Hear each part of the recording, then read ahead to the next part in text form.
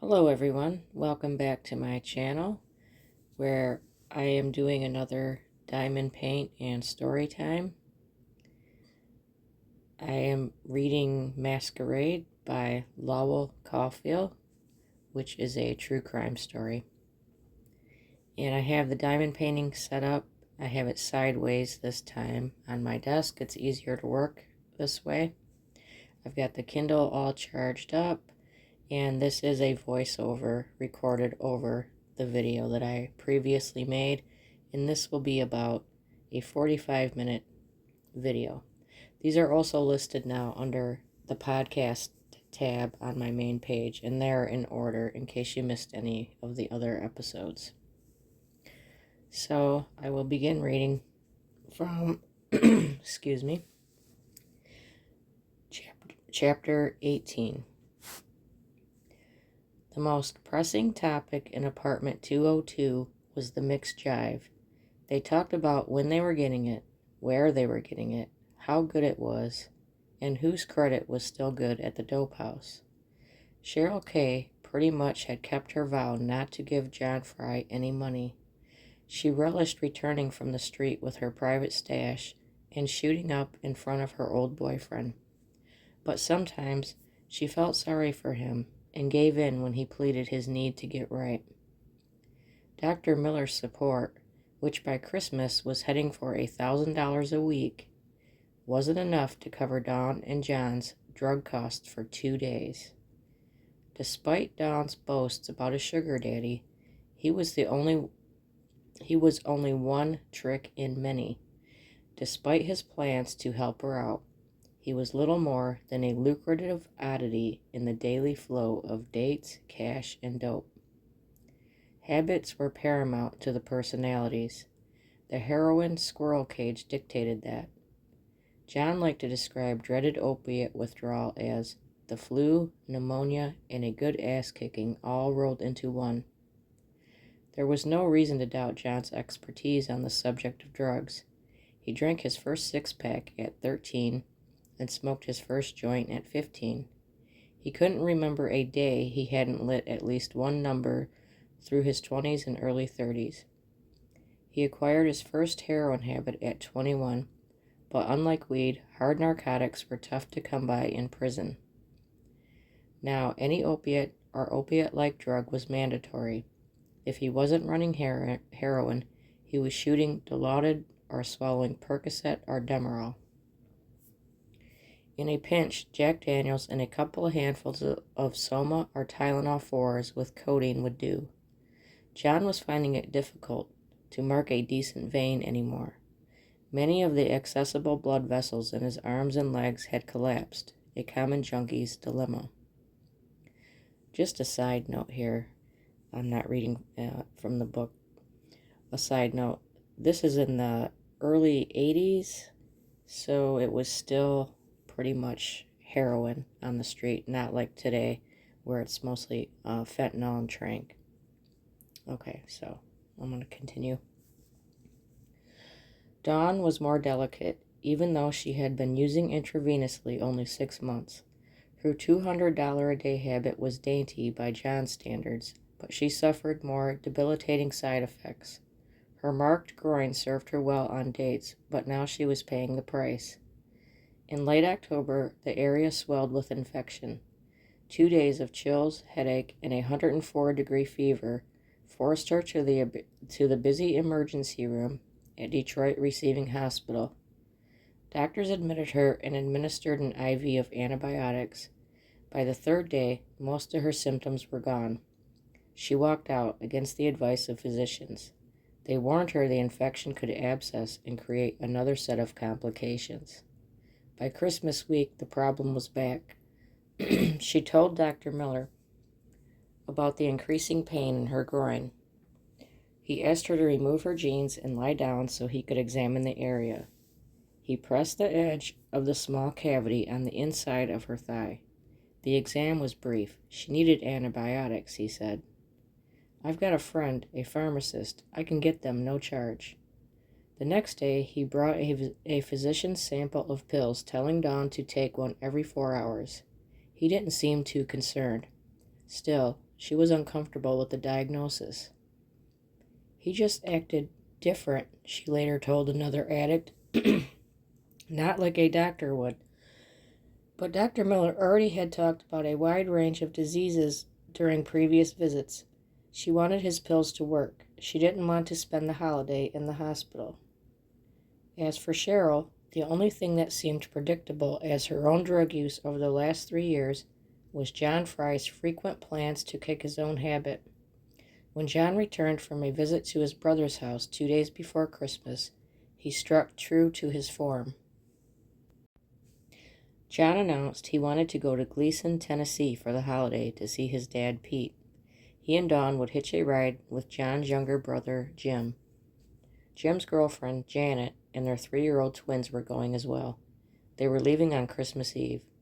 That's a carload, Cheryl told herself. But for years, she had wanted to meet the man that had fathered her old boyfriend. Maybe then she could understand him and free herself from the grip he still had on her. John, I'm not spending Christmas alone, Cheryl said. Her old boyfriend didn't argue. The point was, he said, that Jim, the brother everyone called Six-Pack, not be allowed to go south alone. Six told me he's going south to see our mother, John said. Cheryl knew John's mother died in 1967. She suspected Six-Pack wasn't talking about her grave.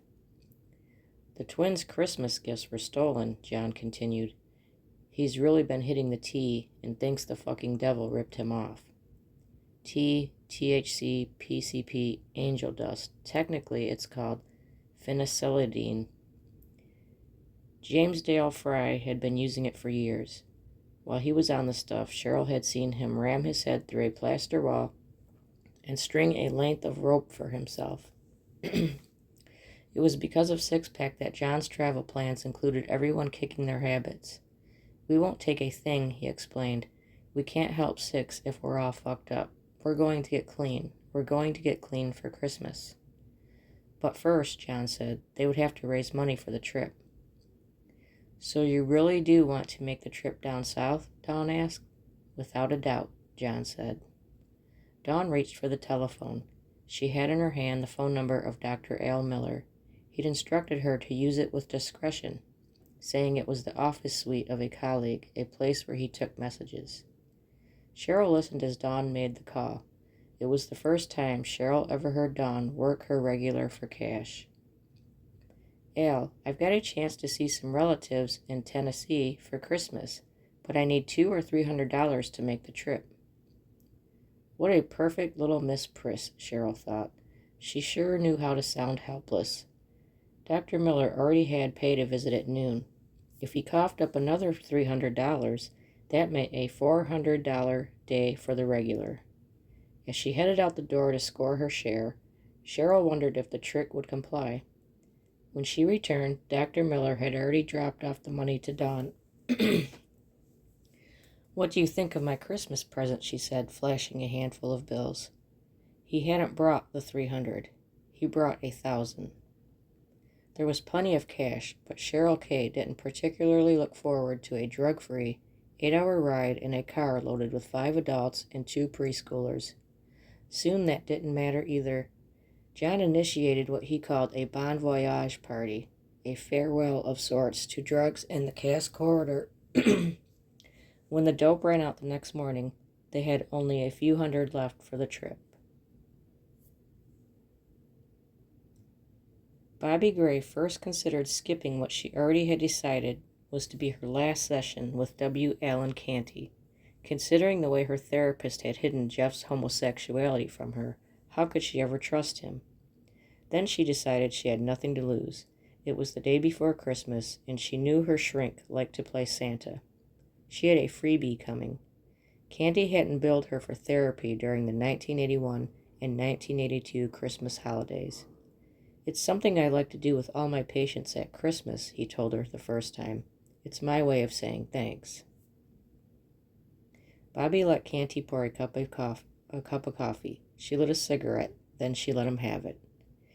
I feel you have represented him, my husband Jeff, and not me. It was not in my best interest to keep on with him for the whole 2 years. I mean, there was never a chance at reconciliation. He's gay, for Christ's sake. Al Canty was unshaken. Okay, I'm going to quickly paraphrase this part of this chapter. This woman is a client of his, and she's not very satisfied with the marriage counseling that she has received. And this is going to be her last visit with him. But she describes him as, she took a good look at the man she trusted for 2 years. He looked as though he needed a good shower. In fact, she thought, he had always looked dirty. His hair was greasy, and he had dandruff all over his worn-out sport shirt. His skin was sallow. Why doesn't he take a damn vacation and get some sun with all his money? She couldn't imagine anyone having sex with the man. What a nerd he must have been as a kid, she thought. So now I paraphrase just a bit through some of chapter 20. The group goes down to Tennessee to visit John and Jim's father with Jim's wife and 2 kids and Cheryl. While they're down there, Jim, six-pack, commits suicide in the car. He gets up in the middle of the night and shoots himself in the head in their father's car. So then they take the father's car, they clean it, and the group comes up back to Detroit. John, Dawn, and Cheryl. The wife and the twins stay down south. And then, let's see. Just want to skip through some of them details. And then chapter 21 describes a little bit about a Norman Rockwell type Christmas that Al Canty and his wife are having in Grosse Pointe. They exchange gifts. They go to Al's mother's house, who was a widow, and she puts on a big giant spread of food just for the 3 of them, and she acts very awkward towards them. And she's just kind of a weird lady. So yeah, that's how they celebrated their Christmas. Now I'm going to go on to chapter 22, and this describes a little bit about Dawn Spence, and where she went to school. She was a class of 83 at Harper Woods, and a girlfriend named Dee is talking about how they were best friends, and Dawn was basically a kind of a shitty friend to her, didn't seem to have a conscience, and this is when Dawn started out with marijuana and getting in with the wrong crowd and partying, and she ended up quitting school and moving to Detroit with her then boyfriend. And that didn't last very long, but her parents were always fighting. They ended up getting divorced. Her mother moved and got married to another man and moved to Windsor in Canada. And she was left there with her father and her younger sister. And she just started to be kind of a problem child. And like I said, dropped out of school and moved in with her boyfriend, Donnie, in Detroit. Okay, so now I'm going to go on to, that was just some of Dawn's background. So now I'm on chapter 23. John Fry concocted the scam as he looked at his father's Torino parked outside the Homewood Apartments. The day after Christmas, Cheryl Kay watched Dawn Spence dial up Dr. Al Miller. "Hey, Al, guess what I found? A car," Dawn said. "Yes, it's here now, but he wants the money right away." Then Dawn looked as though she was going to cry. "Oh, Al," she said, "I need $800 real bad. I need this car really bad, and this guy is going to sell it to somebody else if I don't get it." Cheryl had used the same plaintive little girl's voice with her regulars. She never understood why men bought it, but they did. Dawn was adept at playing the role. With her deep-set brown eyes and slightly pouting lips, the word helpless was written all over her face. Dawn, she thought, could make a trick feel sorry for her and never say a word. Dawn met Dr. Miller in front of the Homewood early that afternoon, showing him the car as she accepted the $800. When she returned to apartment 202, she handed the money over to John. But Dawn would never own the car. The Torino later would be dropped off with one of Pete Fry's cousins in Detroit for return to the South. Later, Dr. Miller would accept Don's excuse that the car deal fell through. He wouldn't ask for his money back. Later that night, Don asked John for $100. I don't have any money. I just fucking gave you $800 this afternoon. Fry smirked and squeezed the yellow tattoo of the cartoon character on his right arm. Tweety Bird got drunk, he cracked. Then John began adding up the totals. Lunch, $100. Christmas Eve trip money and gift, $1,000. Car scam, $800. Holiday total, $1,900. I mean, we're talking about this much in a 3-day period, Fry later told a friend. He was actually giving her more money than I could understand. I mean, the girl is getting $100 a day, and he's only spending a half an hour with her. He takes her to the shopping mall and buys her a $300 coat, all cash, no credit cards. By this time, I'm thinking, yeah, this guy is a fucking gold mine. A Detroit cop named Mark Bando had waited months for the opportunity to roust Lucky Fry. Now he had one. I knew he'd eventually fuck up, he said. It's his destiny. A routine record check had shown Fry was wanted on an assault and battery warrant. The 33-year-old Bando and his partner, John Woodington, noted the A and B for their next call to the Homewood Manor. It would only be a couple of days. Bando first learned of Fry 2 years ago when Fry and Cheryl Kay were staying at the Traveler Motel on Cass Avenue. On 3 successive nights, the motel's guests, most of them dubious characters themselves, had complained. She turns tricks day and night. He comes home every evening, picks up his money, then beats her for about 45 minutes straight. You can hear her screaming all over the motel, and just why the fuck don't somebody do something about it? Fry and Miss Kay had earned a place in what Bando called his horror book, a 3-volume directory of 1,200 Cass Corridor girls and street types. Bando shot pictures of John and Cheryl from his squad car for their entries in one of the 8x14-inch bookkeeping ledgers. The book tracked the turnover and helped flag false IDs. The ledger rode in the squad car with other items Bando kept in a doctor's valise, a 35mm single-lens reflex for detailed photography, a 110 camera for quick photos, a flashlight and binoculars, a stack of 3x5 cards for notes, and a pair of bum gloves for handling derelicts. Mark Bando had been working in the neighborhoods near downtown for 5 years, but he already was legendary in the neighborhood. He and Woodington called the sewer hole. They navigated the 13th Precinct's whore car, a patrol devoted exclusively to busting prostitutes, pimps, and johns.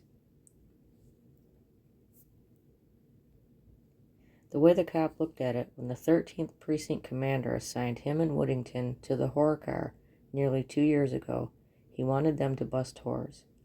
Most cops in the 13th made 5 to 10 arrests a month and wrote as many tickets. Bando and Woodington were arresting 50, and writing 100. Many cops considered bringing a girl into the 13th in handcuffs unbecoming to police work. Bando, however, remembered how bad it was in the corridor before enforcement was increased. One night, he took a girlfriend to the opera at the Masonic Temple, and he couldn't get his car, down 2nd Avenue. The girls were 3 lanes deep, flagging dates. He couldn't see letting them rule the streets unchecked. The sewer hole, Bando resolved, was ruled by predators. The weapon of choice for many punks and pimps was the baseball bat. The law had no control over the Louisville slugger, but it was as deadly as mace. Bando grimaced when people talked about prostitution as a victimless crime. Some of the Johns may have thought they were spending time with sexually liberated party girls, but the cop never saw any such emancipation. He saw girls as young as 8 turned out by local pimps. He arrested one pimp who had cut off his whore's fingers and kept it iced in the refrigerator. Some girls were second-generation whores. Bando once copied a note left by a prostitute dead from an overdose. But most of the whores in Bando's book came from everywhere, and most of them were going nowhere. There was no pattern to their backgrounds. One girl was the daughter of a Grosse Pointe doctor.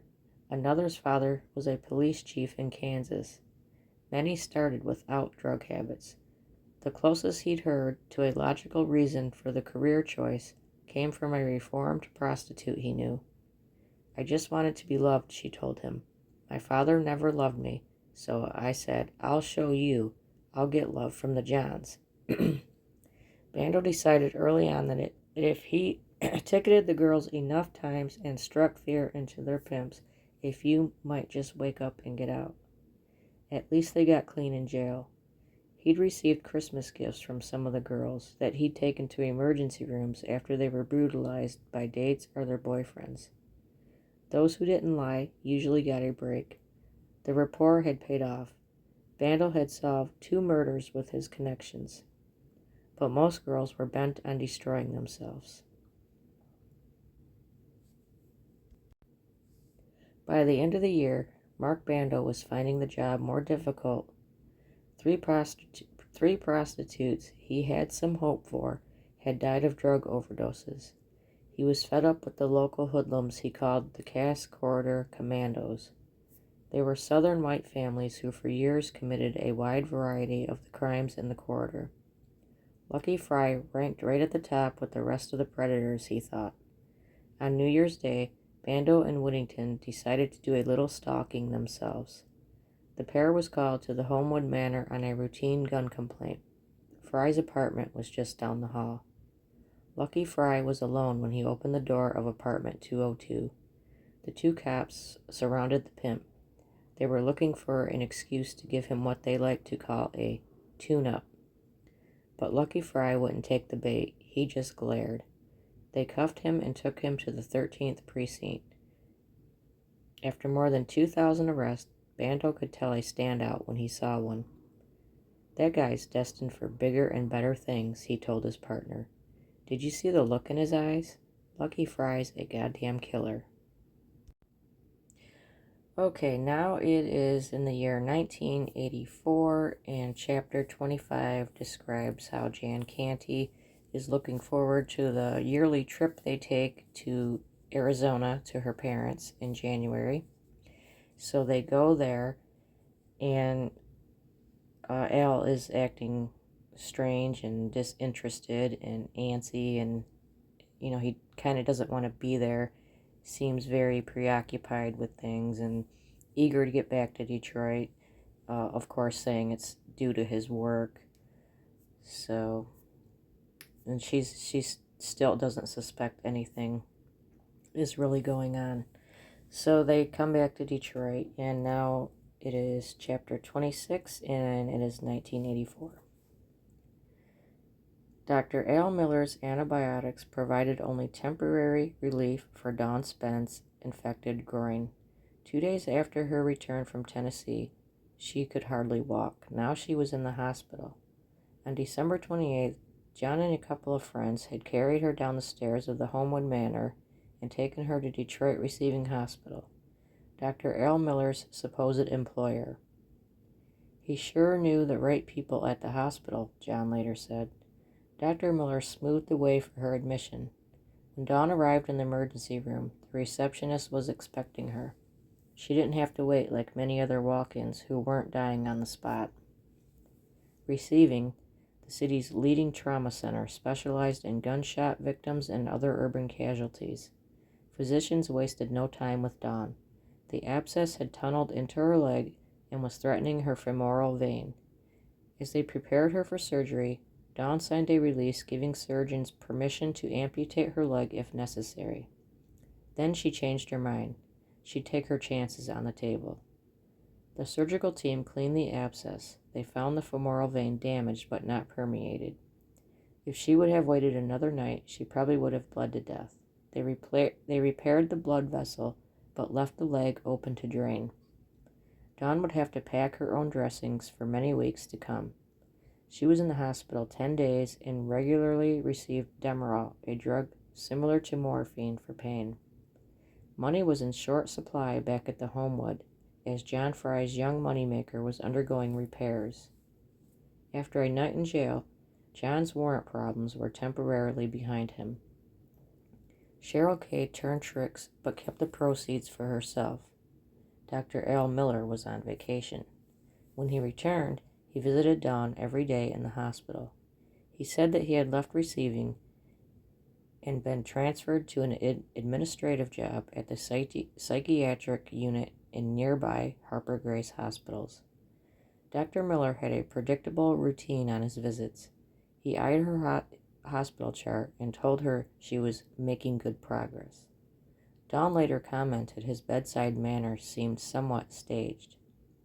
Near the end of Dawn's stay, hospital staff began decreasing her painkiller. The Demerol had warded off heroin withdrawal after the surgery, but now the young drug addict felt the calling of her habit. Finally, Dawn asked Al to drop off some money to Cheryl or John. John was to get heroin, Dilaudid, anything, and bring it to her in the hospital. She was sick, she said. Cheryl Kay met Dr. Miller in front of the Homewood. He grinned behind the wheel and handed Cheryl a Comerico Bank envelope for the drugs. You know, Cheryl, sometimes I wish we would have met before I met Dawn, he said. I think you and I could have gotten real close. Cheryl accepted the compliment without protest, but had no plans to make time. She was still angry at John Fry for leaving her, and she wished Dawn would go back to Harper Woods. But she wasn't about to break a rule of the streets. Cheryl Kay did not shoot moves on another girl's sugar daddy. Then Al asked, How long have you known Dawn? A while, a few months, said Cheryl. The regular wanted to know more. Where was Dawn from? What type of girl was she? Was she nice? Cheryl gave him one-word answers. If Dawn wanted him to know anything, she figured she could tell him herself. Well, Cheryl, tell me about this guy John, Dr. Miller continued. Dawn's in love with him, isn't she? How long have they been living together? I don't know anything about it, Al. This guy John, she thought. You mean my brother. She knew John Fry's sibling scam wasn't as believable as her old boyfriend thought. Sometimes John thought he was so clever, but he was transparent. This trick Al, Cheryl thought, knows what's going on. He's not as gullible as John thinks. On another night, Dawn came up with a different plan. She called John Fry and told him Al was dropping by with some money. John said the dealer down the hall was out of dope. Then have Al take you to the dope house and drop you off with it here, she said. Fry protested. The trick was a goof, he said. This is taking the date relationship too far. I don't like the idea of a trick knowing my business. Dawn pleaded with him on the telephone. It was okay, she said. Al knew all about drugs. Al could be trusted. Later that night, John Fry jumped into the passenger seat of the black Buick and the two men drove off into the night. Dr. Al Miller told John Fry he liked to be called Al. He didn't like the formal title of doctor. Al, you look like you got some sun on your vacation, John said. Your complexion looks real good. John, it's the canyon. I do it every year. His vacation was an annual ritual, Al said. He met his brother in Arizona and the two of them hiked deep into the Grand Canyon. There they met an old miner who kept a pack of mules. They took the mule team into isolated parts of the canyon. We spent a lot of nights just listening to his stories and drinking Jack Daniels around the campfire. Al said he had been doing it for years to get away from the pressures of medicine. It's kind of like a purging process I have to go through. Fry later told a friend, I could almost hear the 20-mule Team Borax theme playing. Then Al began talking about a drug smuggling problem at Harper Grace Hospital. He'd been telling Dawn the same story. He knew of a group of physicians' assistants who were stealing morphine from stock. They were supplying it to street sources through a network of cab drivers. Here, John, I'll show you, he said. Al turned up 2nd Avenue in the direction of Wayne State University and then came back toward downtown on 3rd. He pointed out what he said were unmarked cars parked near Jumbo's and Sweetheart Bar, 2 hooker hangouts. Those are cops, John. They're watching the cab deliveries from Harper. John had some friendly advice, though he later found out the story was completely fabricated. Don't you get involved in that shit, Al. I've been around this kind of thing all my life, and you definitely don't want to do time. Oh no, but I do know a lot about it. When Al finished his tour, he handed Lucky Fry $100. They stopped in front of a dope house a half-mile from the Homewood. John went inside and returned with 10 packs of mixed jive. Dr. Miller dropped John off at the hospital. Fry gave 3 packs of heroin to Dawn and kept 7 for himself. John cooked Dawn's in the bathroom. The rest was made easy by her hospital IV line. It didn't make sense, John said later. The trick said he lost his wife because she was a dope fiend.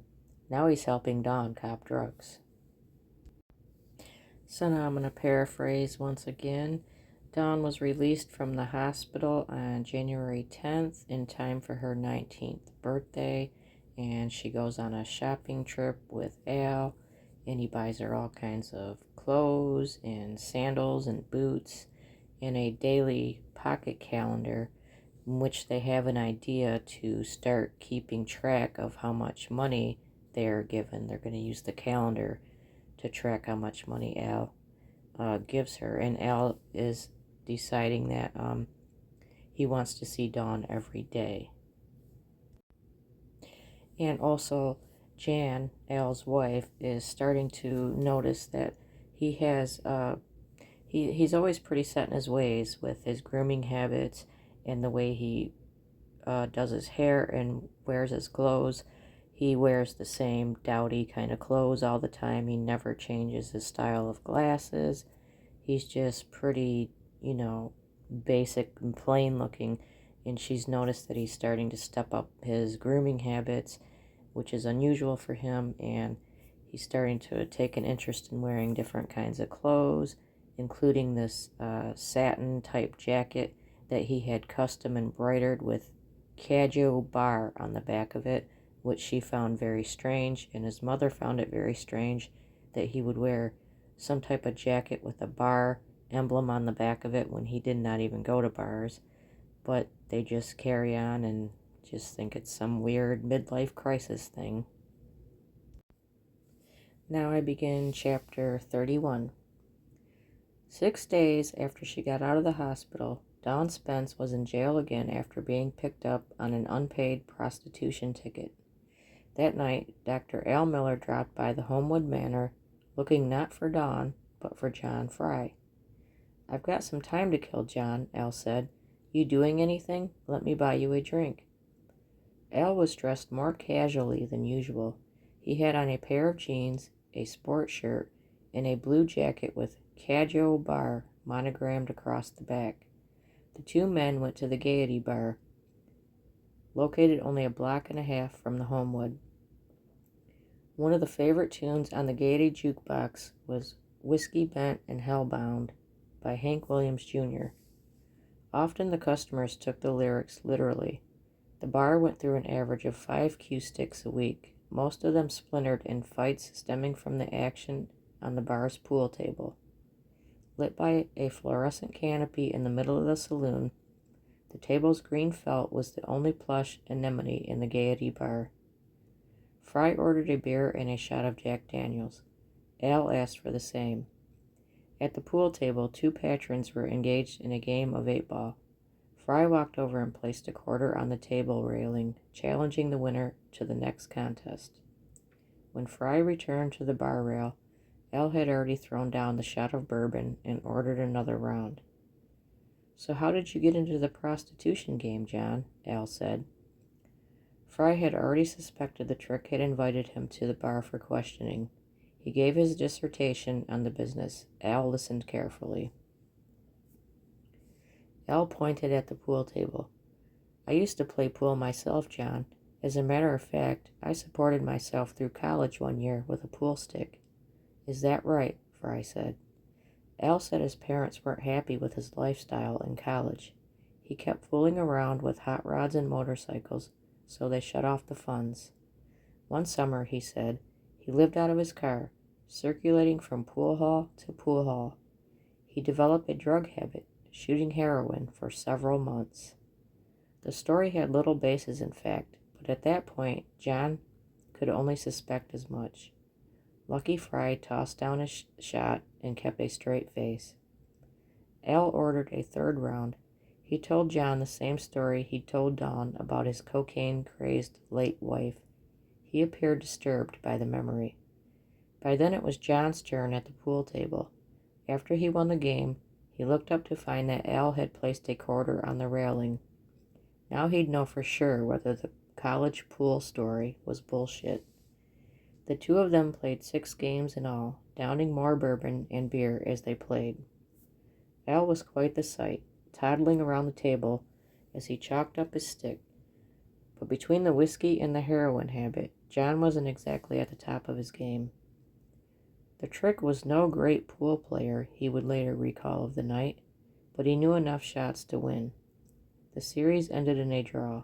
They each won 3 games. In time, Al's voice deepened as he drank, falling into a booming, condescending tone. A prostitute in the bar propositioned him, but he laughed loudly and steered her to Fry.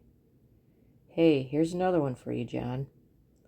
Just about the time the song by Hank Williams Jr. was making another of many spins on the jukebox, Fry left the bar rail and went to the bathroom. When he came out, Al was in a shouting match with a sloppy drunk who had been hovering around the pool table. Fry rushed toward the dispute, protective of a major source of his income. Just as the drunk cocked his fist, Al kicked the lush in the shin, doubling him over. By the time John reached the fracas, Al had pulled out a small buck knife. "Come on, let's get the fuck out of here before the cops come," John said. He pulled his drinking partner away from the table and out the door. Al was laughing wildly by the time they reached his Buick. The Trick walked as though his center of gravity was square between his hips rather than swinging from east to west. "Man, what the hell happened in there?" John asked. "The guy said he knew my wife. He said he used to fuck her when she was working the streets." John was eager to send Al on his way. It wasn't even 9 o'clock, but he could see the doctor already had too much to drink. That same night, Jan Canty gave a lecture to parents and teenagers at the Centerpoint Crisis Center as part of a series by the Family Life Education Council. By the time she was finished, it was nearly 10 o'clock. Earlier that day, she told Al she was giving the talk. Her husband thought her topic was an appropriate one: alcoholism and its effect on the family. When she got home that night, Al was already asleep in bed. She figured he was exhausted from another one of his long days at work. Cheryl Kay had entertained a slim hope that she might win back John Fry by moving into the Homewood Manor. Instead, she'd only made herself more miserable. As the days passed, she became certain her old boyfriend was thoroughly bewitched by his young whore from the suburbs. Cheryl had never seen John Fry treat another human being so well. She was jealous of all the attention he gave Dawn. One night when she and Dawn were alone, Dawn complained about their lifestyle. She said she was growing sick of the prostitution, the drugs, and John's temper. "I can get enough money from Al to leave John. Al says John's a bad influence." "So then why don't you leave him? You should leave him." "But I love John," she said. Cheryl wondered why Dawn even bothered to tell her. She figured Dawn was just showing off. Compared to my 4 years with John Fry, Cheryl thought, this girl is living a fairy tale. She still was virtually unscathed. Cheryl had seen John slap her only twice when she got right up in his face and downright mouthy. If Cheryl would have tried that, she would have ended up hospitalized. In fact, John had put Cheryl in a hospital bed for 6 weeks nearly 2 years ago. Someone had told him Cheryl was shooting dope behind his back, holding out on him. He caught up with her on 2nd Avenue, then marched her behind the White Grove. There were only 2 punches, one to her side and an uppercut under her ribs. He had more abuse planned for her at a friend's house, but she started throwing up. Doctors discovered 2 sets of broken ribs and a shattered spleen. A surgeon removed the organ. Cheryl showed Dawn the long scar on her side. "All over a couple packs of dope," Cheryl said. But Cheryl also owed Fry for saving a limb, her right leg. The time an abscess turned into gangrene. He'd always kept her guessing with those kind of contradictions. He once saved her from a fatal overdose, but then told his brother he was going to put her in a garbage dumpster if she died. He convinced her to leave, the only man who she guessed really cared about her. Then he left her for Dawn when she did. That man's name was Dale McMasters. He picked her up nearly two years ago while she was hitchhiking to the Cass Corridor from their old place off Michigan Avenue. Cheryl told him she was a social worker and sex therapist. He laughed and told her he went by the name of Frank. He was in his early 30s and was hauling rigs out of Dearborn between stays at his home in northern Michigan. The meeting started at a friendship, one she kept concealed for months from John. Frank was the first man she ever met that didn't want something from her. When he first found out she was a prostitute, he said, "I don't pay for it." But he offered her money so she could rest from the streets. He said he was a former addict and wanted to help her get off drugs. At first, she and John played the brother and sister routine. Cheryl let John think Frank was a regular trick, but John didn't like him. Then Frank McMasters befriended John. He had them as guests at his house in northern Michigan, in Allenson, near Petoskey. He wanted to help them both kick their habits, but it had never worked. Cheryl knew Frank McMasters had fallen in love with her, but as the big trucker had given up long ago. Twice she left John and stayed with Frank up north a few days. He never took advantage of her. She found some peace in the Lake Michigan surf and still northern lights. She spent hours watching the water off the long pier in Petoskey. But inevitably, John Fry came begging, promising to get clean. They always ended up high and back in the Motor City. Frank finally became disgusted with the routine. She hadn't seen him in nearly a year. Now Cheryl knew only one way to deal with her resentments. She turned as many tricks as she could. By February, even John Fry appeared alarmed. One night he called Frank in Allenson. "Frank," he said, "I know you have feelings for Cheryl, man. It's over between me and her. She's killing herself down here. How would you like to come and get her?" Frank said he would think about it. Dr. Al Miller, meanwhile, had an open wallet for Dawn. He continued urging her not to turn tricks on the streets. When she complained she had to make money somehow, his payments increased. He wanted her out of the corridor. John Fry bragged to fellow addicts that she could squeeze her sugar daddy for $50,000 at a time. I think he felt guilty that he'd almost cost Dawn her leg. He was starting to get really possessive and protective of her. Didn't bother me a bit. He could be possessive and protective all he wanted, for 1 hour a day. Cheryl Kay wondered how long the doctor could hold out. He must not have been hurting too bad yet. He'd bought himself a new car, a '84 Buick Regal. "A royal ride for a royal trick," Cheryl quipped. His daily visits were more predictable than the Detroit bus schedules, but he never came on Sundays. One day, Dawn asked him why. Al said he often had business in Port Huron that day, and if not, he visited his mother. Mother Miller was old, lived alone, and could barely walk. "I'm all she has in Detroit," he said, "and she's virtually blind." John Fry was shooting himself sightless with mixed jive. He spent days at a time in the Homewood. If he wasn't in his own apartment, he was with other addicts down the hall. Cheryl noticed he had lost a lot of swagger since his brother's death.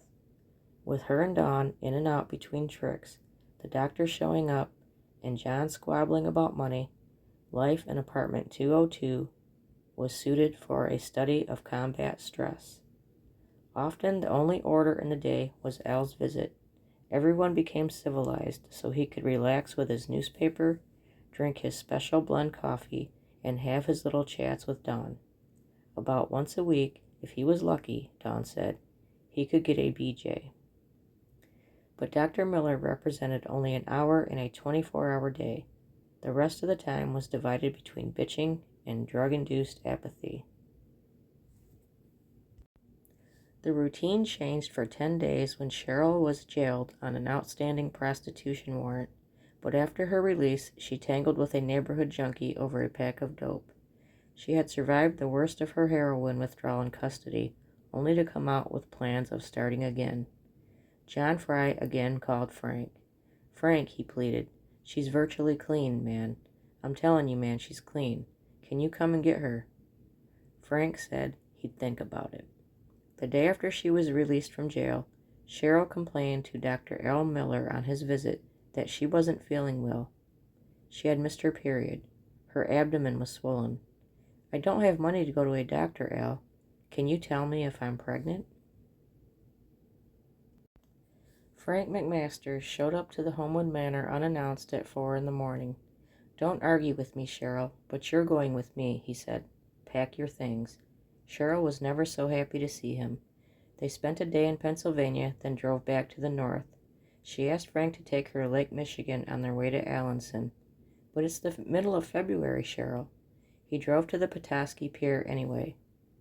Cheryl jumped out of the car and ran the best she could with her swollen tummy. The pier was covered with ice and the temperature was nearly 0. When she reached the end, Cheryl let the horizon fill both edges of her peripheral vision. The lake was frozen, but Cheryl wasn't complaining. She held up her arms, gave a shout to the big lake, and borrowed a deep breath from the clean northern wind. That's going to conclude the story for this time, so thank you everybody for joining me, and I will be back soon. Have a good day, evening, or night, depending on when you watch or listen to this, and I'll see you soon.